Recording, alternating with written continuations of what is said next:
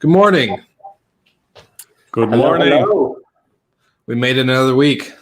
We're still alive. We're kicking. Best day of the week. Best Is day of the it? week. Mondays, absolutely. Okay, Because we're here and we're going to make some great that's true. startups are going to become famous. We're going to have, all of our predictions or thoughts and concepts come to life. We're just kind of leading the charge here in 2021. The industry doesn't know what's going to hit them. So I think Soon stockbrokers, investors are going to look at our episodes just to see, okay, what should I invest in? What kind of stock should I buy? I think they're just going to listen to us. So we got a different audience soon. Start off of the week, they're going to pay us to be promoted. So we have a different new business model. So who knows? Guaranteed for success. We're living the dream here at Good Morning Hospitality. Well, how's your guys' week and weekend? Good stuff. All positive. Weather is changing. I think people are getting a little happier now that the sun's coming out. Spring has sprung. Spring is sprung. It's growing. Mr. Ross, you got any? Yeah. Finally, I get to use the bicycle again. I just started missing it. It was so cold in here for the last months, actually. So it looks like the winter disappearing, and as soon actually the clock changed here as well when we went to European daylight time. Actually, I think it also directly changed the weather forecast. So seems to be more positive than before. So all good. That's the most Dutch statement you've said on this show. Got to break out my bicycle. Man, I just miss it so badly. Even my bicycle, actually, a new one which I ordered a few months ago. Actually, I ordered in the Netherlands and shipped it in here because I just need a Dutch bicycle. It has to be Dutch, but it's a cool one. I will just start different episode about different startup ones. But this it's kind of like Tesla on their bicycles, fully electric, but super cool. Next episode. Yeah, the most Dutch statement you've ever made, I think. I'll make more soon. Perfect. Well, exciting episode. It's been a while since we've had a guest on the show, so I'm excited to introduce Tim, who will be joining us after we do the bidruption and what's with the noise. So I'm going to go ahead and just kick it right off to Mr. Ross. We're going to hit you with the bidruption report.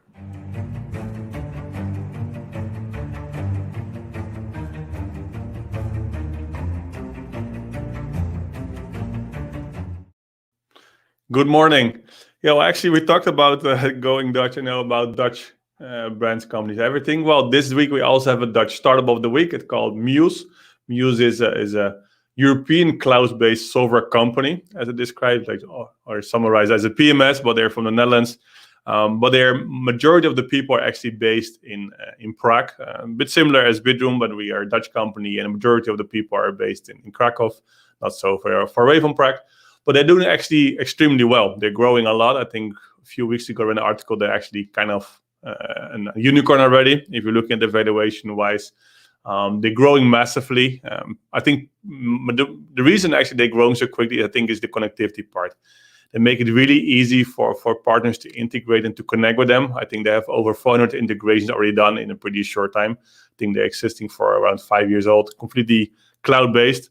And I think it's also when you're looking at PMS, but we can have a longer discussion also with the other guys, is like cloud-based, in my opinion, is the future. If you see the big ones, the Oprahs of this world, the Protels, I think they're still native. They have to be using, if you want to use them, pretty difficult to use them. So, and I think Muse is doing quite well, and again, to make it really easy, zero friction policy, what they use, and to make it really easy to connect with them. So, well done. Well, I want to say Dutch guys, but I think one of them is Dutch, the other guy is Czech. But as a Dutch company doing very well. So proud to mention them this week. Another thing, if we're talking about connectivity, it's also nice to mention that last week we actually finally went live with IHG on Bidroom. Next week we go, or this week actually we go live with Wyndham Hotels. And actually you see that by showing this actually is that the other big chains actually reaching out to us that they want to be on board as well. So we already saw a massive growth last year. If you look at the numbers of hotels who joined, there was also a lot of mid-sized chains. Now you see actually the big chains actually reaching out to us that they want to be on board. We tried a few years ago. Some of them were a bit skeptical about their business model. You see a lot of things are changing into subscriptions, as we talked about previous episodes, and also get the attention from other big chains. So super excited. We're going to have more big chains on board soon.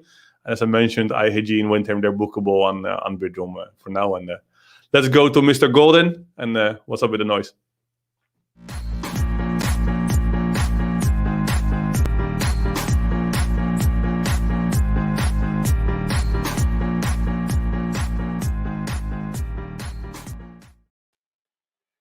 Hello, hello. So the what's with the noise today can be quite literal because as we've seen in Miami Beach, it can be quite noisy when travel resumes. And you've got a whole segment of an age group that's just been at home and not out with their friends for the majority of the year. And once travel opens back up, the whole term revenge travel appears to be very, very real.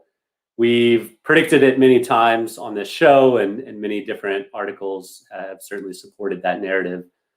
But the first real big spring break market that kicked off this year in the US ended up in an 8 p.m. curfew for the entire city as a result. So I think it supports several narratives. First of all, people are ready to travel. People want to get with other people and socialize and be out in public, but cities aren't quite ready to handle it. And so it'll be an interesting balance the rest of this year to see how cities try and keep what happened in Miami from happening in their town and otherwise still draw tourism to their cities, because Miami Beach's tourism has to happen for that city to thrive. So let's see what happens the rest of the year, but interesting case study to kick it off. Yeah, I was going to say, even in my own, not my own personal Airbnb or short-term rental, but the one that I'm managing currently, as we have other ones on boarding and going under management, had a fun little, I think, party breakout. So, shout out to Noise Aware for one. I knew all the signs, so I told the owner, I was like, hey, I think you're gonna have a party this weekend. They're like, no, we're not. We have a guest staying. I was like, no, you're literally gonna have your guests have a party this weekend.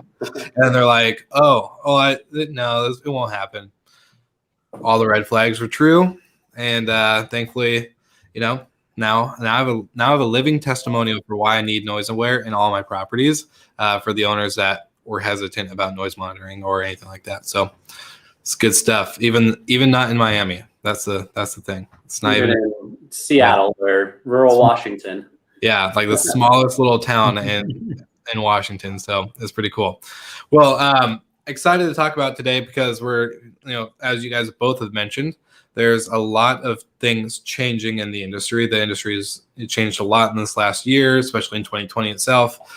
So we're going to talk about pricing and what does this look like for the future? How do you, especially I think with a lot of even more resort destinations kind of requiring testing for COVID prior to your exit or your return back in your home country. This can be pretty cost effective for hotels and vacation rentals. So we have Tim Speicher with Buoy. So I'm excited to introduce Tim, the man, the myth, the legend.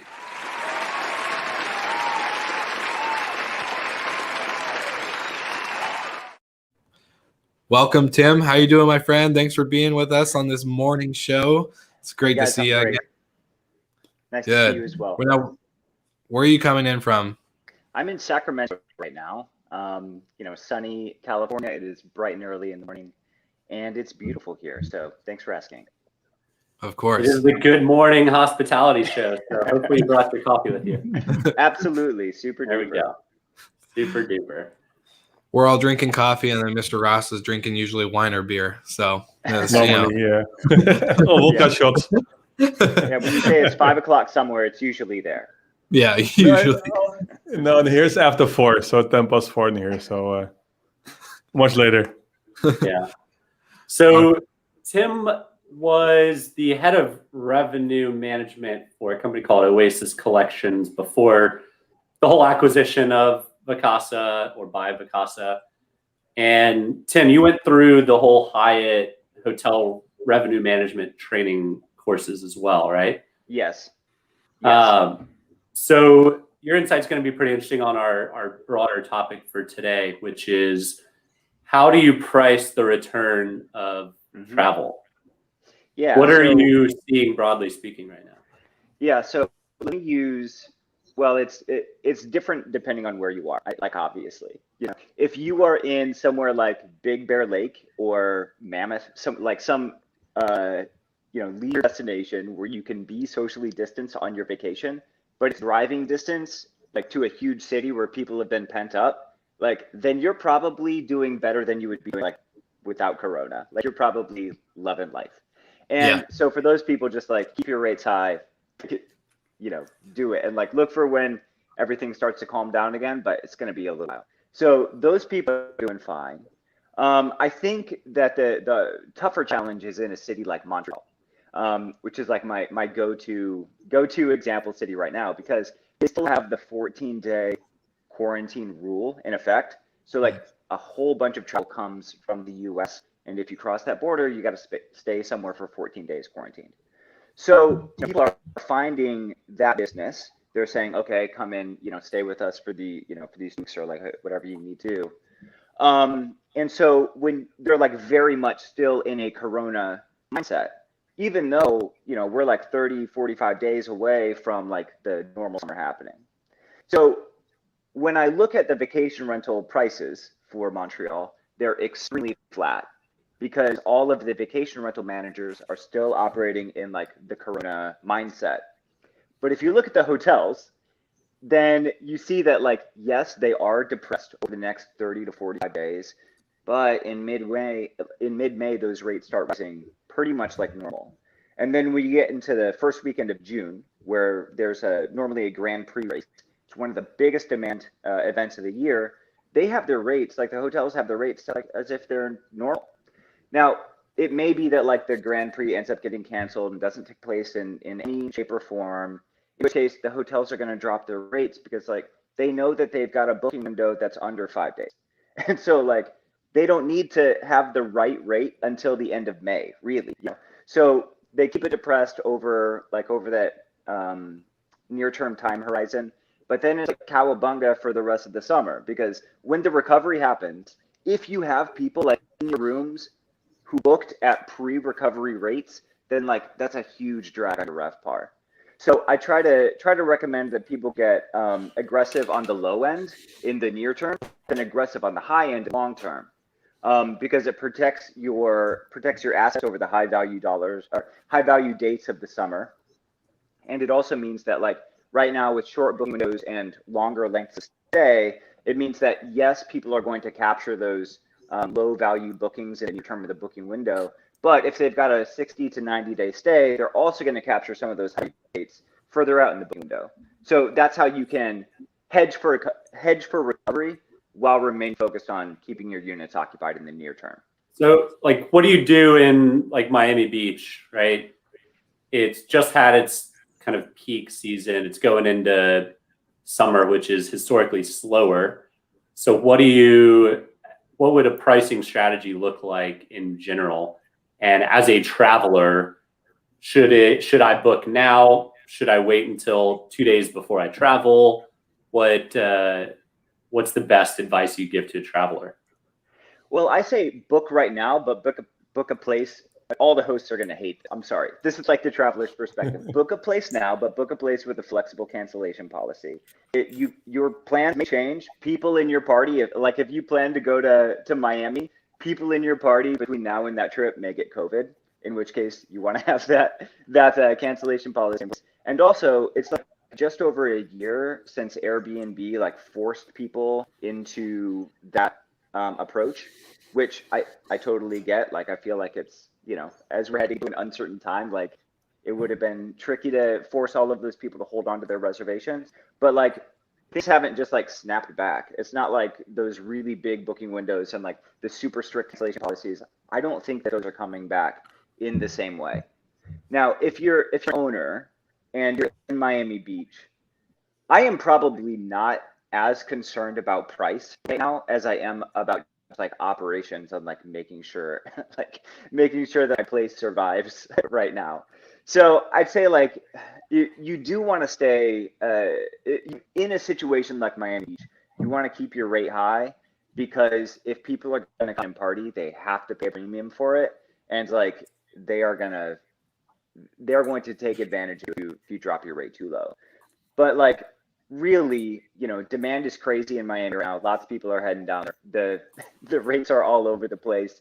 And so I say just like if you have a spot there, just like try not to lose on the low end of your rate range, and then just really focus on operations, because that's what it's all about. If you have like a big cleanup after those people leave and you have to like push the next reservation, that's a whole other problem that also impacts your pricing and your revenue. So focus on those operations first. That's the bigger challenge. Yeah, I've actually heard of people booking like 4 or 5 places at a time in basically different geographies in case this city or state shuts travel down or there's an outbreak here or there. Not ideal for managers or hosts, but I think that gives the opportunity to charge a premium. And I mean, just looking at flights, right? We've got Delta. I'm supposed to go to Scotland this summer, and I booked a flight in January, and then I looked at flights now, and it's more than double what it was just in January. So I'm super interested to see like who's going to be able to afford travel in general, much less like how much it's going to hurt hosts and managers to have all these cancellations, and what the cancellation rate is this year compared to last year or the year prior. Obviously, last year cancellation rate is probably pretty high, but compared to 2019. So I briefly ran a hotel in South Beach in Miami. It was wild. And the thing that shocked me the most was that the cancellation rate was over 50%. And like not just that hotel, but like every hotel in Miami Beach.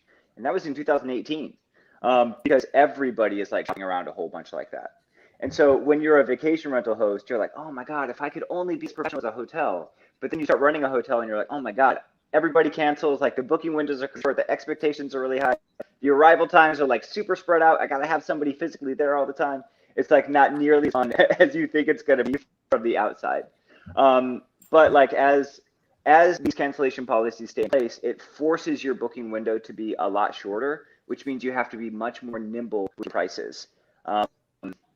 Yeah, you just have to really stay on top of the market and make sure that you're always adjusting as things change. Because like with that short booking window, you don't have a whole lot of time to get price right, like when it's time to get it right. Well, you talk about cancellation. I am really afraid as well there will be cancellation boom. You see, of course, the majority of people booking on the OTAs, right there, the numbers of cancellation much higher than if you're making a direct reservation, right? Hotels knows as well. Like, do you think OTA should block it? In this case, it could help because they're ruining the relationship, right? It's going to be really hard if what you just said, 2 days before, you just have 5 tours booked and you just you're canceling, and it'll be really hard for the hotels. That OTA should take a role there as well. I know, of course, they just want to be, of course, make their revenue to charge their commission. Yeah, then they know that some users making multiple bookings, right? It's okay, we limit it to a maximum of 3. If you're making more than 3 bookings, you just have to cancel one if it's on the same date.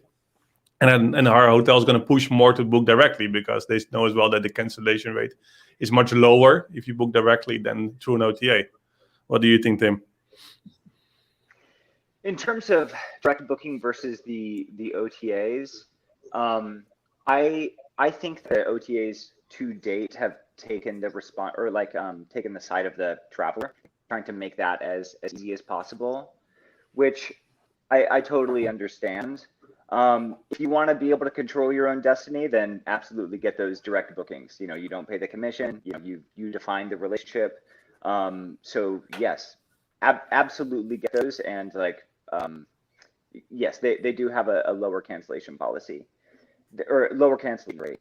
That being said, I think that the longer term solution is to get your operations tight enough that you can handle a really short booking window. Where you can handle 50% or more of your reservations being confirmed in the last 3 days. Now, when you do that, your rate approach actually has to flip on its head. Most vacation rentals, like they begin with the rate high and then decline throughout the booking window until it's like the lowest it's ever going to be with the shortest amount of time left. But that's because most vacation rentals had booking windows that were like 2 weeks, 3 weeks, 4 weeks. And so you have, like, if you're not booked like over that last week, then you start getting really nervous.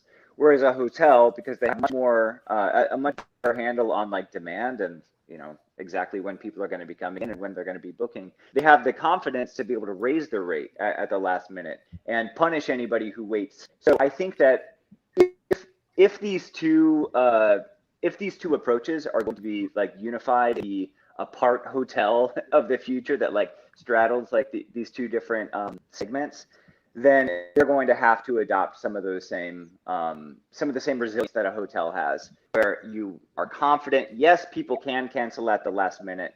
Yes, I am also confident enough to raise my rate even as people do it. So then if somebody cancels and it gets rebooked, it's actually at a higher value than it was originally. It's like, it is counter to how most vacation rental managers approach revenue management. But it's imperative, if you're going to work like a hotel, that you price like one as well. So yeah, keep that in mind. If you don't have some revenue management assistance this year, you're going to have a very challenging time navigating the ebbs and flows of cancellations and revenge travel and surges. And then, there's always going to be, it's in the back of all of our minds, at least, there's always going to be that chance that shit hits the fan again, excuse my language. But we have to be able to navigate the peaks and the valleys, because it's almost certain we're going to hit another valley at some point. Yeah, if you're a vacation rental manager and you have not had like a come to Jesus moment in regards to market data, then you might want to start looking around at other positions, because like it is imperative that you get your data in order for this year, because like we are in completely unprecedented territory. Nobody knows what the booking frontier is going to look like after this recovery is taking place, like during and after the recovery. And so the only hope that you have is to stay super on top of your data. Because things are going to be changing all the time, and the historicals mean very little now. So if you've been putting off your transparent subscription or whatever it is, get on it. I agree. I love subscriptions, as you know. Well, I had a question as well, and before I forget, actually, because of it's the perks part, right? You see now that hotels and then, well, if you know Bidroom, we're doing the same, and TripAdvisor Plus is also starting to giving more perks, right? So, okay, in this case, the pricing is good. There's some discount, but there's a lot of perks offered by the property, just to say, okay, we're keeping the revenue, we're keeping it quite high, but in that case, we compensating with just giving the traveler something extra, which is the perks part. What do you think about the perks part? Do you think going to be a bigger role now as well to keep the revenue high, but then play and give some vouchers, for example, for a restaurant or upgrades when needed, etc., or when possible? Yeah, it depends if you're like more in that hotel model or the vacation rental model. Because in the vacation rental model, the biggest perk that you have versus a hotel is clean air that other people are not breathing. And so like, hotels can offer whatever they want, but like having an isolated cabin far away from other people is like, that's golden. In terms of like boosting ancillary revenue, then like those upgrades and things like that are extremely important for a hotel. Like you have operations contained in a single building, and you need to maximize every single revenue generating thing that you have in that building. Now, if you're a vacation rental and you're looking at that model that hotels have, and you say, great, well, I already have the clean air. I'd also like to throw in a breakfast box or, whatever it is. Like there are all sorts of like upgrades and perks.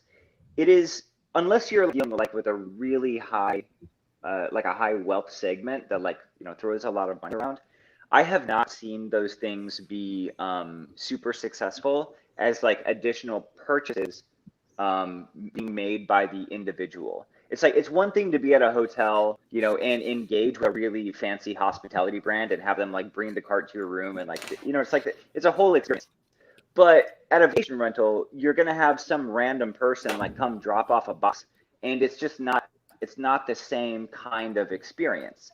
And so I tend to caution people who are vacation rental operators against trying to like add on upgrades as a revenue generating endeavor, because you really want to you're mostly going to be improving the guest experience, and it's also going to be really difficult from an operations standpoint. So it can be very difficult to execute on those things and do well. So important for hotels. But I say that with the note that I've also seen vacation rental hosts try and fail. Yeah. Well, I was going to say, like, I see a lot of vacation, and it really depends on the portfolio size, but I see a lot of hosts start discounting like crazy, kind of like how you're saying they see their booking window shorten, so they just shorten, they cut their rates and cut their rates and cut their rates.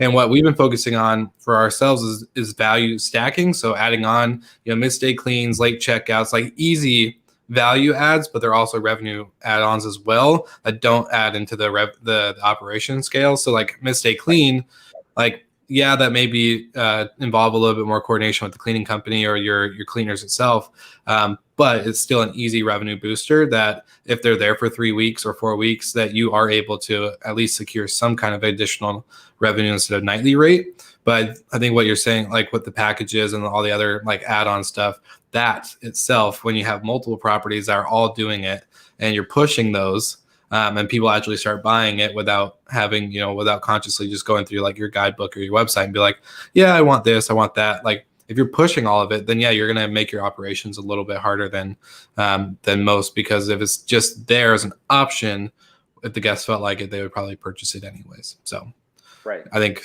yeah, what you're saying is pretty good. It's that hosts get pretty quick to discount before they actually think about just like adding simple add-ons. And the reason for that is because like when you're thinking about discounting, like most people just do not have a very good handle on their booking window.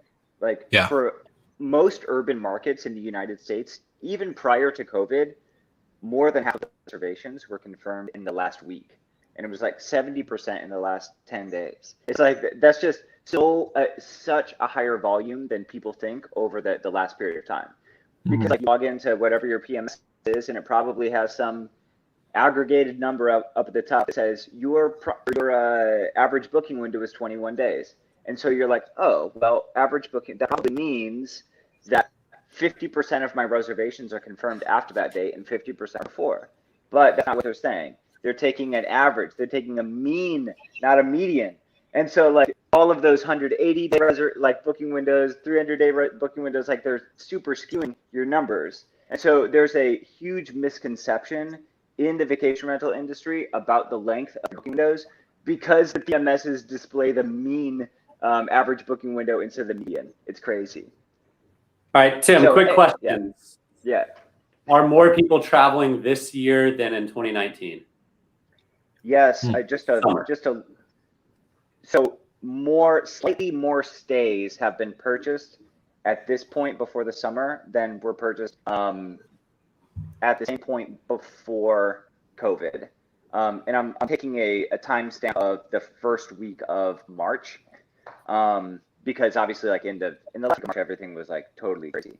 But we are like just ahead of where we were just before Corona in 2019. How do vaccine requirements play into pricing potential? Yeah, well, that's just going to be another big barrier for a guest coming in. So leads to cancellation. Going to lead to cancellation maybe, but I think it's going to lead to bigger booking windows. I mean, I talk about booking windows all the time, but that's like the one guest decision-making component that really impacts when and how you adjust your rates. So it's like, it's just such a big behavioral component that so you think booking windows expand this year versus shrink? I know last year they shrank exponentially, but yeah, we went from 3 weeks to 3 days, where by the end of this year, what's the booking window? Oh man, there's no way. 3 hours. Yes, but this show's all about predictions, Tim. Pick a number. Yeah, so so honestly, that's going to be, it's going to be different place by place. And the reason I say that is like the healthiest booking window for, let's say somebody's like booking corporate travel in Geneva. Rapid fire, Tim. Higher, lower? What's the number? Definitely going to be lower. But if you're in a dense urban area, it's going to be single digits low. And if you're in a rural area, it's going to be double digits low. Yeah, and you're probably not going to notice it as much. The booking window will get more compressed the more urban your listings are. But you see also, we talked about in the previous episode about long stays and those things, of course. You mentioned, of course, operational things. And you think there is a massive growth in long stays now as well? Because you still see a lot of properties, they just have a day rate, right? There's every night is the same rate. But of course, operational wise, it makes a major difference in some of these stays. If you have 10 stays of 3 days or one stay of 30 days, right? So yeah, that's why it's important to have proper rate variance. You want your weekends higher, generally your weekdays lower, all of that kind of stuff. So when those long stays are booked, they capture all of those the different demand variances. Yeah, sorry, I was going somewhere with that, but I forget what I was saying now. And that's the other thing, of course, is the risk as well, right? That's what you see as well. What also the same in group books in the past. Like if you have an stay for like a long stay for 1 month, but they canceling 2 days before, the whole month, of course, is open again. That's of course is always a challenge, right? But if you just go into short stays, also, you just have it. If they canceled on Airbnb or whatever, then you are going to get an SEO boost on that site to get you rebooked, because like they know how much folks hate having last minute cancellations, and so they do everything that they can on their side to try to get you rebooked. The other thing, this is what I was going to say. It shocked me working for Oasis and realizing that those longer stays, especially with corporate travel and relocation, have shorter booking windows than the leisure travel that has shorter stays. And so it's really difficult to have both function at the same time, because by the time you get into the booking window for the longer stays and the relocation, the dates that they would be staying have been sold piece by piece to shorter stays with a bigger booking window. And so you have to know, like, what is my strategy? Am I trying to get these longer stays? Okay, then like keep my rate short or low in the short booking window, high in the long booking window, and then like let them capture all of that demand variance when they look at the last minute. Or let's say that you've got a beach destination, like people aren't doing like corporate travel to your beach, then like, you probably have a much bigger booking window. Any rapid fire questions, Will, Michael? No, that was basically all I was going to say, especially when you talked about the cancellations of the Airbnb and the algorithm boost like that we just saw yesterday. So like it's true. It does happen, but I don't know. I think, there's a lot covered. I don't even know. What do you think the average price of 2019 and now, you think they're going to be higher or lower, the average? Higher than 2019, definitely higher. Yeah, I agree. Oh yeah, definitely. By 5%, 10%. I mean, that also depends on where you are. Like, finger in the wind, average aggregate. Michael, numbers mean more than that, man. Like, it's like there's more nuance to it. I'd say like you're not going to see a huge boost in in the rural areas, because those have already been boosted. In the urban areas, it's going to be about like those demand drivers. Like, are the Lakers playing again? Is that big anime convention like coming back? Like all of that kind of stuff. That's like the bread and butter driving the huge peaks like throughout the summer for your urban destinations. Like when those come back, like if they come back in the same way, then yes, we'll have all sorts of pent up demand driving the rates higher as well. But if it turns out that the landscape has completely changed and like the anime convention is virtual, then that probably damages those big peaks. So it's hard to put a single number. So he's saying higher. Got it. Higher. I've got one more question. Higher. A lot of people all ask me, you're in the hotel business, you know exactly when I should book. Should I book? How many times up front should I book? What is still the best price? Okay, this is like I should book 3 months in advance, and of course depends of the location, everything. I know you're gonna give the same answer, but okay, what is still the best booking window? How long in advance should I book my stay? The golden question of the day. It's all the cancellation policy. So yeah, I say right around 30 for the best price. Right around 30 days is an okay. Well, actually, if you're booking a vacation rental, then book it as late as you possibly can, because they probably dropped their rates at the last minute, and that's when you're going to get the like. Do you think there's going to be any availability this year in a vacation rental this summer, though? Because there's not much. Well, see, that's the difference. That's the calculation people are going to have to make. we know that people drop their rates at the last minute. So that's always, well, that's going to be true at least for the near future. We also know that there are cancellations at the last minute. And we know that Airbnb and the others promote you if you have a last minute cancellation. So if you are a super budget minded traveler, then just like rush the hell out of Airbnb a few days before you travel. And like, it's going to be a little nerve wracking, but you're going to get a deal. If you've got a family and you don't like adrenaline sports, then I say like look at like 30 days in advance, because the market's going to be finding its stability at that point. You're going to have one of the first bites at the apple. I love it. I'm start looking today. You, Michael, you have family as well, so you start looking today, and we're all gonna wait one day before, right? I'm already booked. I'm booked in January. I don't like the adrenaline sports of trying to figure out places last minute. Okay. Only business travel do I do that. Yeah, that's awesome. Well, Tim, you brought a lot of good insights, my man. I appreciate you taking the time to join us on the show, and obviously, so for the listeners, we'll give you a shameless plug. Where can people find out more about you guys and what you're doing at Buoy? Yeah, let's go to buoy.us. Currently, we're only integrated with Guesty. So Guesty users, if you want to sign up, we got a free product, we got a paid product. We'll make your revenue dreams come true. If you are on a different platform, then fill up on our website. Let us know what platform you want us to see us on next. I would love to be on Muse next. I love that platform, but we'll see what the next connection is. Awesome. Well, thank you guys so much. Thank you, Tim, Michaels. We'll see you guys again next week. And Tim, I'll see you tomorrow because you're going to be on Slick Talk. So it's good stuff. Awesome, man. Looking forward to it. All right. See you guys. Happy Monday.